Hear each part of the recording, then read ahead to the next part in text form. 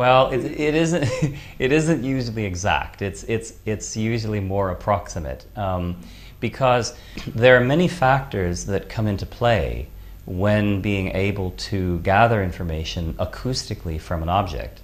The resolution of echolocation is much lower than vision. So a lot of what one uses, frankly, is kind of educated guesswork, if you will, and probabilities.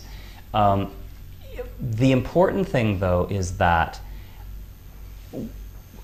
kind of information that one can receive that can govern one's ability to gather more information about an object. So, for example, the minute I walk into a strange building, I can immediately tell the size of rooms, I can tell the orientation of rooms, their shape, I can tell if a hallway opens up this way or in front of me or to the right. I can tell if there are objects around that are in the way, so I can navigate between the objects and around the objects. If I concentrate harder, then I can begin to get information about objects, whether they are solid, like a support column is solid, or more sparse, like a house plant or a bookshelf or a fence. But you know, if someone just holds an object in front of me without context, I wouldn't necessarily be able to identify the object. I may be able to describe it. I may be able to describe its approximate shape and its approximate size, but without touching the object, unless I was already familiar with it, unless I already knew what it was, and then I could recognize it. But if I don't really have a context to understand what it is, then what I would likely do is describe it, but not necessarily identify it.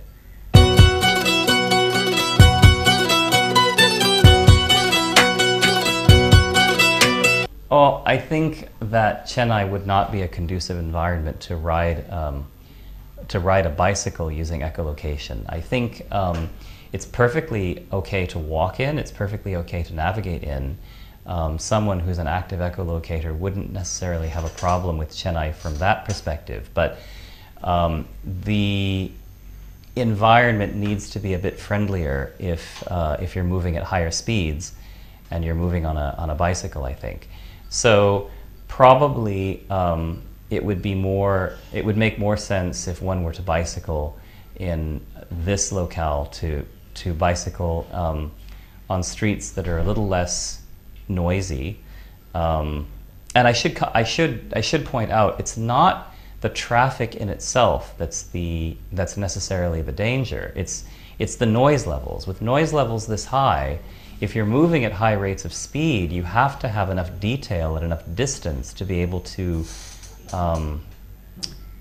navigate. And the noise levels in a city like this aren't conducive to being able to echolocate at those distances with a necessary degree of detail. So a person who's bicycling using echolocation is probably bicycling most of the time in places that are quieter than the city here.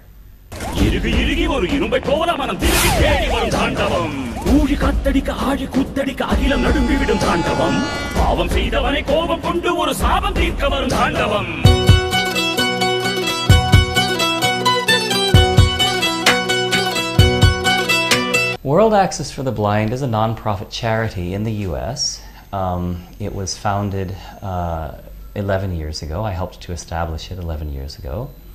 And its focus is to advance orientation and mobility techniques. Actually, we've developed a new process that we call perceptual mobility, which means mobility that is governed, self-directed, mobility that an individual directs themselves based on their perceptual abilities, based on their ability to know what is around them and to be aware of what is around them, and to make choices based on their awareness of what is around them.